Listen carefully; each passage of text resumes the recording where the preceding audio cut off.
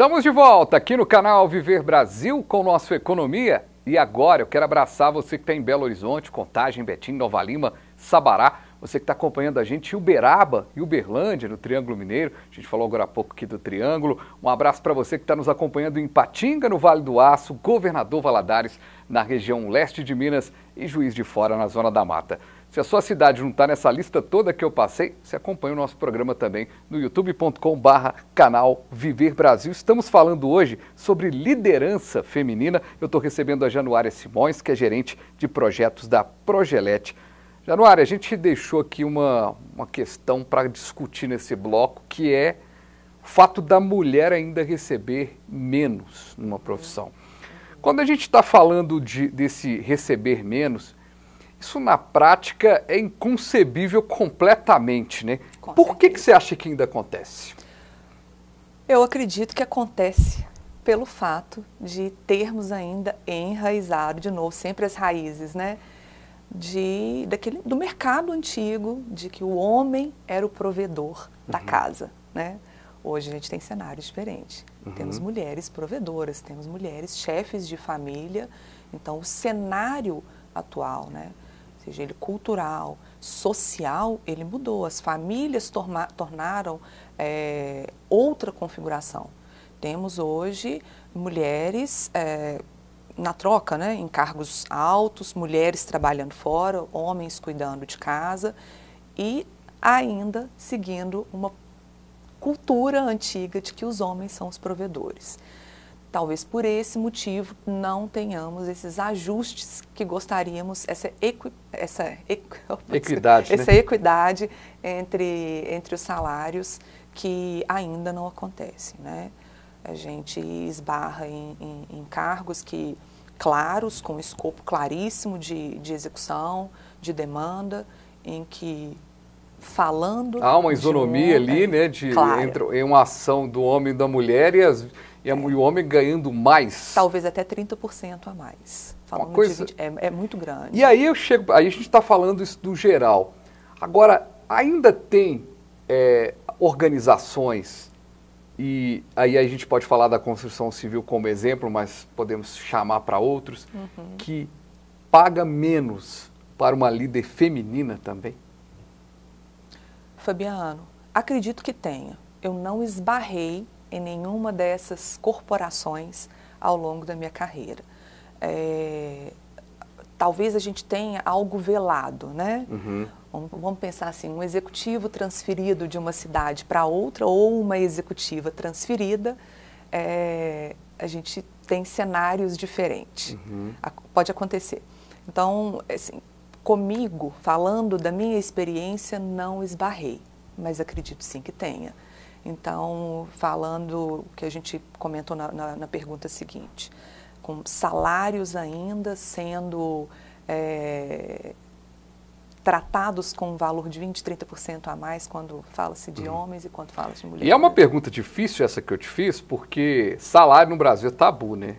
Muito provavelmente, você não sabe muito os salários das pessoas. Eu falo assim que a pessoa que sabe de salário no Brasil é a pessoa que trabalha no departamento pessoal, faz o pagamento das pessoas. Porque as pessoas não comentam, eu ganho X. Tem receio, né? As pessoas não comentam muito essa questão de salário. E talvez seja essa também uma dificuldade muito grande, né? De entendimento. Quando você... eu acho que no Brasil, por exemplo, tem essa questão cultural de que se você está numa empresa que ela tem sede em várias cidades, que São Paulo tem que ganhar super mais e as outras praças não necessariamente bem. Então, um gestor de uma empresa em São Paulo acaba ganhando muito mais. Mas o custo de vida em São Paulo, o piso salarial de São Paulo, mas às vezes o mercado de São Paulo, mas a empresa, para o escopo da empresa fica muito estranho. Então, assim, quando você pega empresas que você tem o gestor que faz a mesmíssima coisa em São Paulo e ganha XYZ e o da outra praça ganha X, alguma coisa já está errada. Então, assim, é tão difícil essa pergunta porque ela já independente de gênero, ela já é uma situação complexa mesmo. Ela vem de região, né? Já vem de região.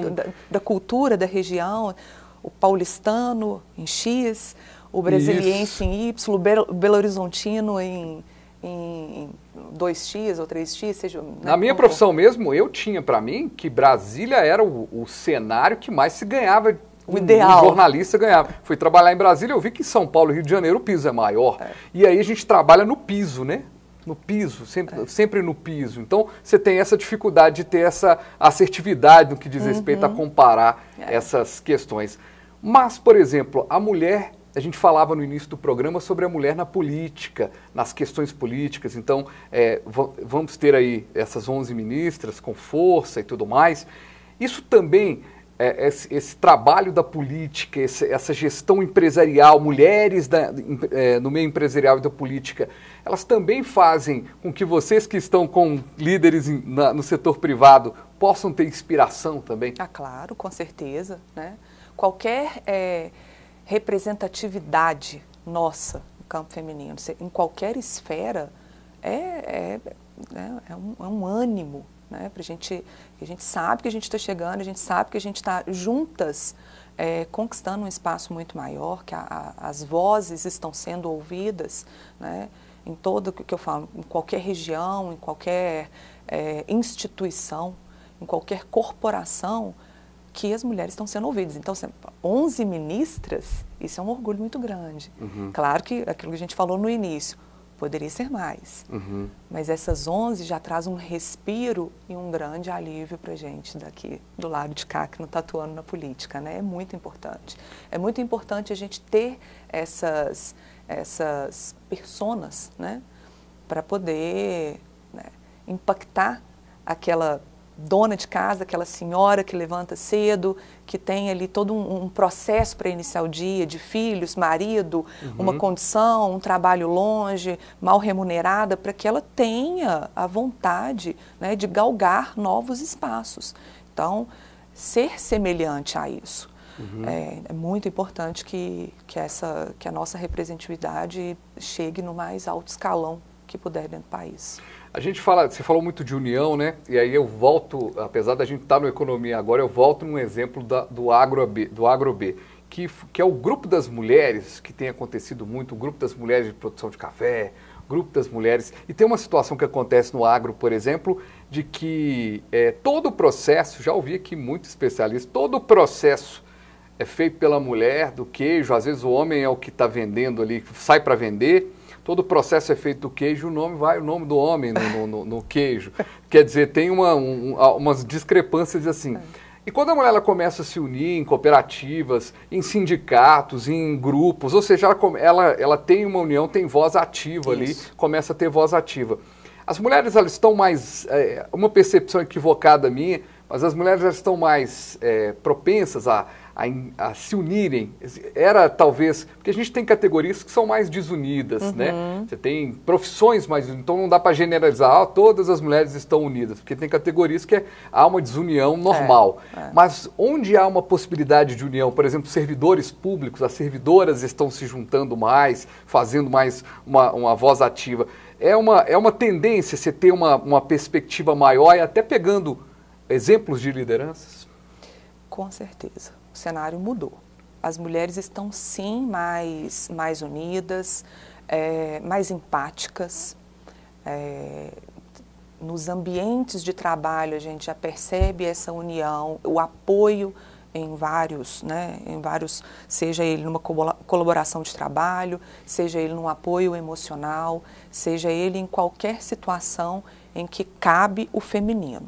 Então, eu assim, acredito 100% que a gente está vivendo um novo momento e uma nova era de atuação das mulheres com as mulheres agora, né? Mulheres com mulheres. Como que elas estão se relacionando, como elas estão se apoiando. E as redes hoje são enormes, as redes hoje funcionam, né? E a gente traz isso para todos os âmbitos, né? Vamos falar de trabalho, vamos falar de emocional, vamos falar de combate à violência, vamos falar de combate a qualquer gênero de violência. A gente enxerga mulheres apoiando mulheres. Então, por mais que tenhamos ainda situações isoladas de mercados isolados, eu ainda acredito que esse é um assunto de maioria. Se a gente falar, quando a gente compara os homens com as mulheres, e talvez assim, nesse programa eu tenho pouco lugar de fala, né, porque é um homem entrevistando uma mulher,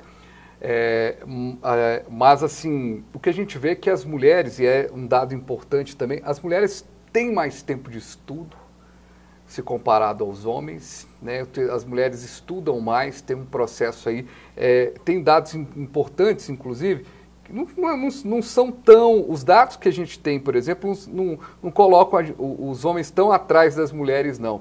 9,2 anos, o homem 8,7 anos, mas é uma frente, não deixa de ser. Se a gente pensar que numa sociedade no passado, a gente tem mulheres que hoje são analfabetas porque o pai não deixou a mulher estudar, a filha estudar, a gente está avançando.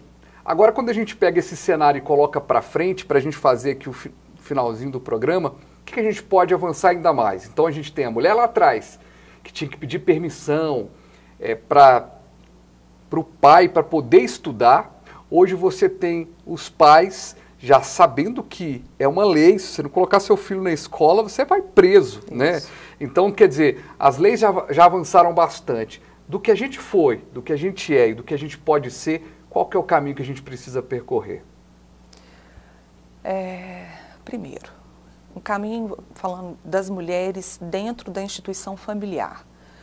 A mulher agora, né, ela tem uma força maior para o trabalho externo. A gente já consegue falar com mais clareza e com mais segurança de que os filhos e a gestão da casa, ela segue num ritmo igual ao de um homem que sai para trabalhar, do marido que sai para trabalhar. Então, isso faz com que esse trabalho de estudo, esse trabalho de se posicionar na carreira, de construção de carreira, ele tenha um espaço maior do que no passado.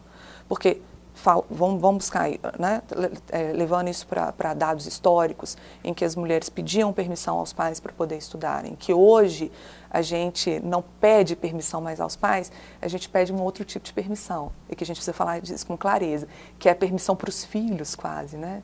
Ou seja, agora eu estou no meu trabalho materno, então não saio desse trabalho materno, não continuo a minha carreira, não continuo me aprimorando, porque agora estou num momento de cuidar do lar e dos filhos. E isso é difícil ainda. A mulher é maternal e ela precisa se desvencilhar dentro daquilo que é necessário para uma construção de carreira, claro, né?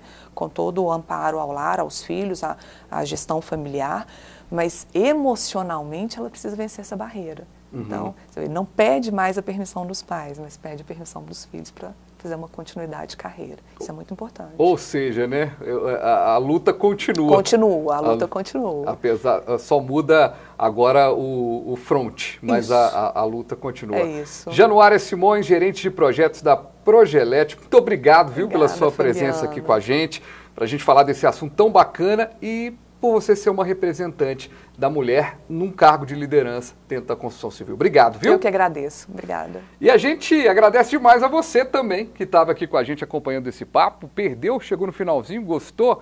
Vá no nosso canal no YouTube, canal Viver Brasil, você acompanha essa edição, acompanha outras edições também. E eu quero lembrar também que você pode acompanhar o nosso programa também em reapresentações aqui no canal Viver Brasil, 527 da Claro e no 9 também da Claro Analógico. A gente volta numa próxima edição.